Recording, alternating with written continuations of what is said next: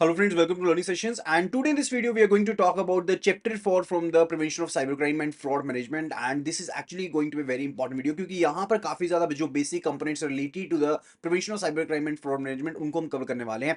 And let me just tell you कि cyber crime and fraud management का जो full course है that is available, जिसमें आपको फुल कोर्स वीडियोस मिल जाएंगी, साथ आपको यहाँ पर प्रीवियस क्वेश्चंस भी मिल जाएंगे। So do enroll right now. आपको हमारी वेबसाइट iibf.info को विजिट कर लेना है, आप वहां पर जाकर के एनरोल कर सकते हैं कोर्सेज में, या फिर सिंपली आप हमारी एंड्रॉइड एप्लीकेशन जो कि अवेलेबल है in the name of IIBF learning centre उसको डाउनलोड कर सकते हैं। और सिंपली आप अगर कुछ भी नहीं करना चाहते हैं तो सिंपली आप cyber crime and fraud management लिखिए एंड हमारे नंबर जो कि टॉप राइट कॉर्नर पर दिया गया है 8360944207 उसके ऊपर व्हाट्सएप कर दीजिए। We will be sending you all the details.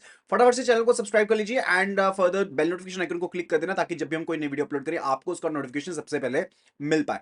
So let's start the session over here. It's related to the meaning and definition of the information security over there. तो information particularly क्या होती है? देखिए, दो चीज होती है, एक होता है डाटा, एक होती है इंफॉर्मेशन। जब डाटा को हम अच्छे से यहां पर छानबीन कर लेते हैं तो उससे हम क्या निकालते हैं, यानी कि जो अच्छी चीज, यूजफुल चीज निकालते हैं, that is said to be the information over there. And इसी इंफॉर्मेशन को, इसी डाटा को हम अपने सिस्टम के ऊपर, कंप्यूटर के ऊपर बिट्स एंड बाइट्स में यहां पर सेव करते हैं, या फिर जिसको 0 1 यानी कि बाइनरी कॉम्बिनेशन कहते हैं, उसके बेस में यहां पर सेव करते हैं। एंड यहां पर हमने इसी डाटा को पर्टिकुलरली सेव करना होता है। एंड फर्दर यही डाटा होता है जिसका इस्तेमाल जो है एज ए इंफॉर्मेशन हम इस्तेमाल करते हैं मैनेजमेंट इंफॉर्मेशन सिस्टम में, या फिर और पर्पसेस के लिए जो एप्लीकेशंस होती हैं वहां पर इनका इस्तेमाल किया जाता है। अभी हम बात करने वाले related to the information asset. Information asset particular क्या है? यानी कि जो डाटा आपने प्रोसेस किया उसमें से आपने इंफॉर्मेशन निकाली, अब वो डाटा की, उस इंफॉर्मेशन की कुछ ना कुछ अगर वैल्यू होगी, that is actually the information asset over there, क्योंकि उस इंफॉर्मेशन की अब वैल्यू है, वो आपके लिए पर्टिकुलरली एक रिसोर्स बन जाता है। एंड हमें यहां पर इस इंफॉर्मेशन एसेट को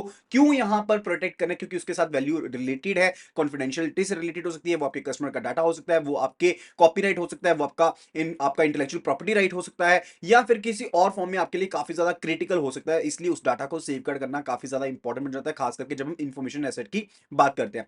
further let's have a look at the stakeholders to an information asset. तो कौन कौन से स्टेक होल्डर्स होते हैं? एक होता है ओनर, यानी कि जो उसका मालिक है, जो उसका ओनर होगा, वो पर्टिकुलर उसने उस चीज को बनाया होगा, उसका उसके ऊपर राइट है लीगली। एंड कस्टोडियन पर्टिकुलरली वो पर्सन है जिसके पास अब वो चीज पड़ी है एंड फर्दर उसकी कस्टडी में है, लेकिन वो उसका लीगल ओनर नहीं है। यूजर वो पर्सन है जो यहां पर दोनों से अलग हो सकता है, लेकिन वो उसे इस्तेमाल कर रहा है। जैसे अगर हम बात करें कोर बैंकिंग सॉल्यूशन की बात करें तो वो पर्टिकुलरली क्या है? कोर बैंकिंग सॉल्यूशन इन्फोसिस का प्रोडक्ट है। कस्टोडियन कौन है? बैंक जो है वो कस्टोडियन है। एंड यूजर जो कस्टमर्स हैं या फिर जो एम्प्लॉइज हैं, those are the users over there, and that is a funda related to it. ठीक है, तो सिक्योरिटी जो होती है किसी आईटी रिसोर्स की, वो इसी वे में लाई करती है कि जो एसेट है वो यहां पर ऑनर के द्वारा किस तरह से क्लासीफाई है, कस्टोडियन के द्वारा किस तरह से यहां पर उसका इस्तेमाल किया जा रहा है, एंड ऑपरेशन किस तरह से किया जा रहा है यूजर के द्वारा। अगर हम यहां पर इंफॉर्मेशन सिक्योरिटी के पिलर्स की बात करें तो मेनली सीआईए की कैटेगरी में आते हैं। CIA is particularly to the confidentiality, integrity and availability over there. लेकिन फोर्थ पिलर यहां पर और भी है इंफॉर्मेशन सिक्योरिटी का, that's related to non repudiation, authorisation, authentication, reliability etcetera. ठीक है, तो यहां पर वो सब चीजें शामिल होती हैं। सीआईए के बारे में ऑलरेडी हम जानते हैं, कॉन्फिडेंशियलिटी, इंटेग्रिटी, अवेलेबिलिटी, फिर भी इसके बारे में हम डिटेल में पढ़ लेते हैं। कॉन्फिडेंशियलिटी क्या होती है? कॉन्फिडेंशियलिटी होती है कि हमने यहां पर जो डाटा से रिलेटेड सीक्रेसी है, इंफॉर्मेशन से रिलेटेड सीक्रेसी है, उस चीज को मेंटेन करके रखना है एंड फर्दर इस चीज को एंश्योर करना है कि जो ऐसी सीक्रेट इंफॉर्मेशन है, जो ऐसा डाटा है, जो ऐसी इंफॉर्मेशन होगी, वो सिर्फ और सिर्फ authorised person and authorised entities के साथ ही शेयर हो और किसी के साथ शेयर ना हो। इंटीग्रिटी का मतलब है कि डाटा जिस फॉर्म में था उसी फॉर्म में डाटा वो यहां पर अवेलेबल रहना चाहिए, उसी फॉर्मेट में वो जमा रहे, एंड फर्दर उसको कोई भी एक्स्ट्रा ऑर्डिनरी पर्सन टेम्पर ना कर पाए। सिर्फ और सिर्फ जो ऑथराइज्ड पर्सन है, जिसके पास अथॉरिटी है उस डाटा को ऑल्टर करने की, सिर्फ वही पर्सन यहां पर डाटा को चेंज कर पाए। खास करके हम कम्युनिकेशन की जब बात करते हैं। For it's related to availability of the data, data की अवेलेबिलिटी रहना बहुत ज्यादा जरूरी है। जब डाटा चाहिए, अगर तब अवेलेबल नहीं होगा तो वो डाटा किसी यूज का नहीं है। तो यहां पर काफी ज्यादा इंपॉर्टेंट चीज बन जाती है कि डाटा जो है आपके पास जब आपको यूजेज के लिए चाहिए, वो डाटा जिस पर्सन के पास अथॉरिटी अवेलेबल है, जिस पर्सन के पास ऑथेंटिकेशन अवेलेबल है, उस पर्सन के पास यूजेज के लिए वो डाटा जो है वो यहां पर अवेलेबल रहना चाहिए। अदरवाइज आपका पूरा का पूरा जो सिस्टम है वो यहां पर वल्नरेबल बन जाएगा, अनट्रस्टवर्दी बन जाएगा, एंड डेफिनेटली उसमें यहां पर हो सकता है कि अटैक हुआ। कौन सा अटैक? डीओएस या डीडीओएस। डीओएस होता है denial of service attack and DDS होता है distributed denial of service attack. That's particularly related to attack over there. And further कुछ सिक्योरिटी प्रोफेशनल, जैसे मैंने आपको ऑलरेडी बताया, वो मानते हैं कि सीआईए जो है वो यहां पर इंफॉर्मेशन सिक्योरिटी के पिलर्स हैं, लेकिन कुछ कुछ यहाँ पर जो पर्सन है वो कहते हैं, जो यहाँ पर पर्टिकुलरली सिक्योरिटी प्रोफेशनल है, वो कहते हैं कि देखिए कॉन्फिडेंशियलिटी, इंटीग्रिटी, अवेलेबिलिटी तो है ही है, साथ के साथ नॉन रेपुडिएशन, ऑथराइजेशन, ऑथेंटिकेशन, ये भी यहाँ पर पिलर कंसीडर किए जाते हैं इंफॉर्मेशन सिक्योरिटी के। Now let's have a look it related to the non repudiation क्या होता है। तो नॉन रेपुडिएशन का मतलब होता है कि जो क्रिएटर है वो इस चीज से नहीं मुकर सकता कि उसने यहाँ पर डाटा एंट्री करी है, उसने यहाँ पर डाटा को क्रिएट करा है। इसी तरह से जो सेंडर है वो इस चीज से रिस्पॉन्सिबिलिटी लेगा कि उसने डाटा को सेंड किया है, जो रिसीवर है उस चीज की रिस्पॉन्सिबिलिटी लेगा कि उसने रिसीव किया है डॉक्यूमेंट को। नेटवर्क प्रोवाइडर कई बार इस तरह की रिस्पॉन्सिबिलिटी लेता है कि डाटा जो है उसी के चैनल के थ्रू कैरी हुआ है। एंड अगर यहां पर ये चीज नहीं होती है, यानी कि नॉन रेपुटेशन यहां पर पर्सन रेपुटेट कर देता है, यानी कि मना कर देता है कि मैंने किया ही नहीं है, तो आप कैसे ट्रेस करेंगे कोई साइबर क्राइम को? ठीक है, वो पॉसिबिलिटी नहीं है, तो यहां पे काफी ज्यादा जरूरी है। That's the fourth pillar. Okay, and further इसमें यहां पर सब कैटेगरीज हैं रिलेटेड टू ऑथराइजेशन। ऑथराइजेशन का मतलब क्या होता है कि यानी कि आप जिस पर्सन को जिस चीज के लिए ऑथराइज करेंगे वो उसी चीज को यहां पर ऑथराइज कर सकता है, यानी कि उसी रिसोर्स को एक्सेस कर पाएगा जिसका एक्सेस उसको दिया गया है। यानी कि जैसे क्लरिकल पर्सन है उसके पास वही फंक्शंस अवेलेबल है, एंड फर्दर इसी तरह से अगर कोई हमारे पास ऑफिसर है उसके पास वो फंक्शनलिटी अवेलेबल रहेगी जो उसके पास ऑथराइजेशन होनी चाहिए। And further authentication, authentication is related to जब भी हम सिस्टम में लॉग ऑन करते हैं तो उस टाइम पर हमें यूजर आईडी पासवर्ड भरना पड़ता है। दैट्स पर्टिकुलरली ऑथेंटिकेटर्स, हमें ऑथेंटिकेट करता है, हमारी आइडेंटिटी को ऑथेंटिकेट करता है। ठीक है, that's the thing related to it. And further अब एक्सटेंशन में वन फैक्टर है, टू फैक्टर है, थ्री फैक्टर है। वन फैक्टर ऑथेंटिकेशन यानी कि सिंपली आपके पास फिजिकल पोजीशन है डिवाइस का, that's thing related to it. And two factor authentication आपको यहां पर फिजिकल पोजीशन तो चाहिए चाहिए, साथ के साथ आपको यहां पर कोई पिन डिजिट या पासवर्ड एंटर करना पड़ेगा टू फैक्टर के लिए।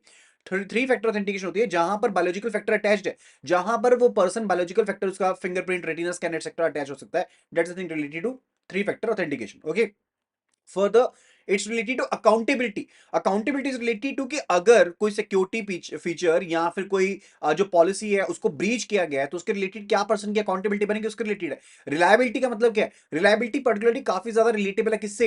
इंटीग्रिटी से रिलेटेबल है, एक सबसेट मान सकते हैं इसको इंटीग्रिटी का। लेकिन इसका मेन फोकस कहां पर है? मेन फोकस है कि यहां पर हम यहां पर इंफॉर्मेशन के कौन से फीचर के ऊपर, एट्रीब्यूट के ऊपर रिलाय कर सकते हैं, खास करके जब हम क्राइसिस की या डिजास्टर की बात करते हैं तब की बात कर रहे हैं। ओके, यानी कि खास करके जब डिजास्टर होता है तो डिजास्टर रिकवरी साइट से ही हम यहां पर डाटा को फेच करने की कोशिश करते हैं, तब क्या हम उसके ऊपर रिलाई कर सकते हैं? That's the thing related to it. Further it's related to SMTP. SMTP का नाम ना आपने खास करके सुना होगा ईमेल को लेकर के, इस ये पर्टिकुलर इसका फॉर्म भी यही है, सिंपल मेल ट्रांसफर प्रोटोकॉल इस्तेमाल होता है ईमेल सर्वर्स में। ठीक है, एंड फर्दर इसका इस्तेमाल ऐसा सिक्योरिटी के लिए नहीं होता है, लेकिन क्लाइंट साइड पर इसका इस्तेमाल होता है ईमेल्स को सेंड करने के लिए मेल एप्लीकेशन के through. Okay, and further digital signature. Digital signature का मतलब है कि हम इलेक्ट्रॉनिक कम्युनिकेशन को ऑथेंटिकेट करते हैं। जब हम खास करके डिजिटल सिग्नेचर का नाम यूज करते हैं, इसका मतलब होता है हम पीके यानी कि पब्लिक की इंफ्रास्ट्रक्चर, मैं यहां पर लिख देता हूं, तो हम हमारा मतलब होता है कि हम पीके का इस्तेमाल कर रहे हैं, यानी कि एसिमेट्रिक की का इस्तेमाल कर रहे हैं, एंड फर्दर पब्लिक की इंफ्रास्ट्रक्चर का इस्तेमाल कर रहे हैं जिसके थ्रू हम यहां पर पर्टिकुलरली अपना जो डॉक्यूमेंट होगा उसको ऑथेंटिकेट करेंगे। एंड फर्दर यहां पर दो पार्टीज इन्वॉल्व रहते हैं, दो यहां पर पेयर्स इन्वॉल्व रहते हैं कीज के। एक होता है आपके पास पब्लिक की, एक होती है प्राइवेट की। प्राइवेट की सिर्फ आपके पास रहेगी, आप उस की का इस्तेमाल करते डॉक्यूमेंट को साइन करेंगे, एंड फर्दर जिस पार्टी के पास वो पहुंचेगी वो पर्टिकुलर पार्टी पब्लिक की का इस्तेमाल करते हुए, जो कि यहां पर की अथॉरिटी के पास अवेलेबल होती है, उसका इस्तेमाल करते हुए इस चीज का पता लगा सकते हैं कि डॉक्यूमेंट एक्चुअल में जेन्युइन है, इसके साथ कोई टैंपरिंग तो नहीं की गई है, वो चीज यहां पर पता लगाई जा सकती है। And for the electronic signature, E signature एक चीज होती है। अब पर्टिकुलरली जब हम यहां पर एक मीन्स है जिसके थ्रू हम ऑथेंटिकेट करते हैं कि हाँ ये वही पर्सन है जिसने अपन डॉक्यूमेंट को भेजा है, एंड फर्दर वही पर्सन है जिसको एड्रेस किया गया है। एंड लेकिन इसमें ना पर्टिकुलरली जो इलेक्ट्रॉनिक सिग्नेचर है एंड फर्दर आपके पास यहां पर डायनेमिक डिजिटल सिग्नेचर है, दोनों में मेन डिफरेंस क्या है? इलेक्ट्रॉनिक सिग्नेचर जो है वो एक जेनेरिक टर्म है, एंड फॉर ये टेक्निकल टेक्नोलॉजी न्यूट्रल है, जबकि जो डिजिटल सिग्नेचर है उसमें हम पीके का इस्तेमाल करते हैं। ठीक है, that's a fundamental related to it. Now let's understand the software and hardware security over there. खास करके जब हम यहां पर बात करते हैं हार्डवेयर सिक्योरिटी का मतलब क्या होता है? यानी कि आपके सर्वर रूम में कोई पर्सन बिना आपकी इजाजत के अंदर एंटर हो जाए, ठीक है, वो पर्टिकुलर क्या है? वो आपकी हार्डवेयर सिक्योरिटी है। तो ब्रीचेस और हार्डवेयर लेवल के होते हैं, वो फिजिकल ब्रीचेस होते हैं, यानी कि मोर ओवर वो नॉन टेक्नोलॉजिकल ब्रीचेस होते हैं। सॉफ्टवेयर ब्रीचेस के केस में पर्सन जो होगा वो हैकर होगा, उसको कोडिंग आनी चाहिए, उसको लूप होल्स पता होना चाहिए, नेटवर्क लॉगिंग कैसे होती है, सब चीजें पता होनी चाहिए। लेकिन हार्डवेयर के केस में, हार्डवेयर सिक्योरिटी के केस में ऐसा कुछ नहीं है। उसके केस में कोई भी पर्सन, मान लीजिए किसी ने पेन ड्राइव का यूज कर लिया सिस्टम में, वो भी आपके पास हार्डवेयर सिक्योरिटी का ब्रीच हो गया। ठीक है, उस वो पर्सन आपकी जो ऑलरेडी आउटडेटेड आपके डिवाइसेस है उनको उठा के ले गया, वहां से डाटा रिट्रीव कर लिया, वो भी आपका हार्डवेयर ब्रीच हो गया। ठीक है, तो यहां पर ट्रेसपैसिंग हो गया, वो पर्टिकुलरली किस चीज के हैं? सभी किस चीज के एग्जांपल है? These are particularly related to hardware security के ब्रीच है। एंड खास करके मान लीजिए कि सीसीटीवी कैमरा को डिसेबल कर दिया, टेल गेटिंग कर दी, बाईपासिंग कर दिया, या फिर पेनड्राइव को चुरा लिया, या हार्ड डिस्क को चुरा लिया, या स्केवेंजिंग कर दी, या फिर पर्टिकुलरली कह लो कि डिस्कार्ड, स्केवेंजिंग का मतलब होता है कि जो डिस्कार्डेड डिवाइस था उसका इस्तेमाल कर लिया, ठीक है। And further that's related to, इसके साथ कोई भी पर्सन, कोई भी न्यू पर्सन इवन आसानी से कर सकता है। लेकिन सॉफ्टवेयर ब्रीचिंग ऐसा नहीं होती है। उसके केस में प्रॉपर आपके पास नॉलेज होनी चाहिए। अगर आप आईपी स्पूफिंग कर रहे हो, हैकिंग कर रहे हो, ईमेल स्पूफिंग कर रहे हो, डिनायल ऑफ सर्विस अटैक है, ट्रोजन अटैक है, उसके लिए आपके पास प्रॉपर नॉलेज होनी चाहिए। ओके, अगर फिजिकल सिक्योरिटी अगर इंप्लीमेंट की गई है तो आपकी हार्डवेयर सिक्योरिटी अपने आप हो जाएगी। तो जब हम यहां पर एक ऑफिसर को परमिट करते हैं कि वो वर्क फ्रॉम होम कर ले, एंड फर्दर हम कहते हैं कि बीवाईओडी कर लो, बीवाईओडी का मतलब bring your on device, and further वो अपने डिवाइस का इस्तेमाल कर रहा है, कभी वो इस्तेमाल कर रहा है घर के ऊपर, कभी घर के नेटवर्क से कनेक्टेड है, कभी वो ऑर्गेनाइजेशन के नेटवर्क से कनेक्टेड है, कभी हो सकता है एयरपोर्ट के कनेक्शन से कनेक्टेड हो सकता है ना सिक्योरिटी ब्रीच हो, तो वहां पर तो और ज्यादा दिक्कत हो जाएगी। तो उन सभी चीजों को मैनेज करना पर्टिकुलरली क्या है, that's actually the related to hardware security को इंप्लीमेंट करना है। एंड फर्दर अगर हम यहां पर डाटा सेंटर मैनेजमेंट को देखकर देखें तो सभी लेवल्स के ऊपर जो टेक्नोलॉजी हो सकती है, 3 टियर लेवल हो सकती है। That's a primary data centre, यानी कि प्राइमरी जहां पर डाटा है, सेकेंडरी डाटा सेंटर जहां पर एक इमेज कॉपी रिकवर की गई है, and third one it is related disaster recovery centre, यानी कि जो अगर यहां पर कोई दिक्कत आएगी तो उसके केस में यहां पर जो डिजास्टर रिकवरी सेंटर होगा वहां पर आपको सिक्योरिटी को इंप्लीमेंट करना होगा। एक चीज सोच के देखो, जैसी आपके हार्डवेयर की सिक्योरिटी आपके ब्रांचेस में होती है, क्या डाटा सेंटर में भी हार्डवेयर को लेकर सिक्योरिटी वैसी होगी? नहीं, वहां पर काफी ज्यादा डिफरेंस होगा। ओके, तो साइबर क्राइम्स क्या क्या एसोसिएट हो सकते हैं हार्डवेयर एंड फिजिकल सिक्योरिटी के साथ? Let's have a look at it. First of all, it can be related to physical access breach, यानी कि फिजिकल एक्सेस ब्रीच, पर्सन ने कोई कंट्रोल को तोड़ दिया, उसको एक्सेस अलाउड नहीं था लेकिन फिर भी उसने एक्सेस कर लिया। टेल गेटिंग हो सकती है। टेल गेटिंग का मतलब क्या है कि यानी कि अभी दरवाजा पूरा बंद हुआ नहीं था, पर्सन पहले एंटर हो गया एंड फर्दर उसने छेड़छाड़ कर दी सिस्टम के साथ, ऐसी चीज हो सकती है। या फिर हो सकता है कोई पर्सन अभी एंटर हुआ हो एंड फर्दर भी गेट बंद नहीं हुआ था, वो उसी एवज में अंदर एंटर कर गया, एंड फर्दर मैस्कुरेडिंग हो सकती है।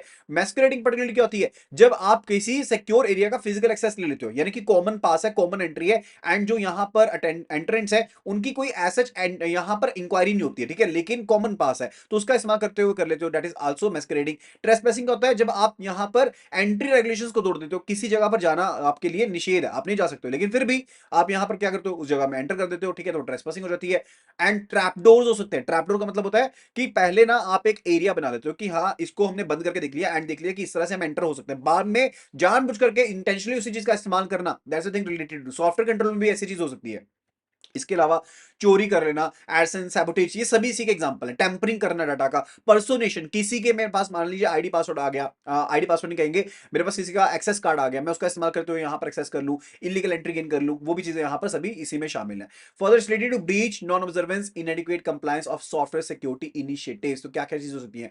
हो सकता है कि पासवर्ड चुरा लिया and vulnerability of password system में उसका इस्तेमाल करके सॉफ्टवेयर में एंटर हो गया बंदा, या फिर हो सकता है कि इंफॉर्मेशन सिस्टम जो है सिक्योरिटी पॉलिसी का वो पर्टिकुलर इनएडिक्वेट है, इनइफेक्टिव इंप्लीमेंटेशन की गई, प्रॉपर इंप्लीमेंटेशन की नहीं गई है, या फिर हो सकता है कि प्रिविलेजेस एंड यूजर मैनेजमेंट जो की जा रही है वो प्रॉपरली सही है ही नहीं है, क्लरिकल के पास भी पोस्टेज का पूरा राइट अवेलेबल है, एंड साथ के साथ ऐसा भी हो सकता है कि जो टेस्टिंग की गई है सॉफ्टवेयर की प्रॉपर ना की गई हो, ऐसी दिक्कतें भी हो सकती हैं। ट्रैपडोर जैसे मैंने ऑलरेडी बताया वो चीजें हो सकती है, मैस्कुरेडिंग भी इसमें हो सकती है, टेल गेटिंग भी हो सकती है, बैक एंड एक्सेस भी हो सकता है, यानी कि आपने फ्रंट एंड पे जो एक्सेस था उसको बाईपास ही कर दिया, लॉगिन पेज को ही बाईपास कर दिया, या फिर हो सकता है डाटा डिल्डिंग हो सकती है, डाटा मैनिपुलेशन हो सकती है, स्कैवेंजिंग हो सकती है, यानी कि आपने किसी पुराने डिवाइस का यूज किया, या डंपस्टर डाइविंग हो सकती है। तो ऐसी बहुत सी चीजें अवेलेबल है जो यहां पर हो सकती हैं जिसके थ्रू आप यहां पर सॉफ्टवेयर ब्रीच कर सकते हैं।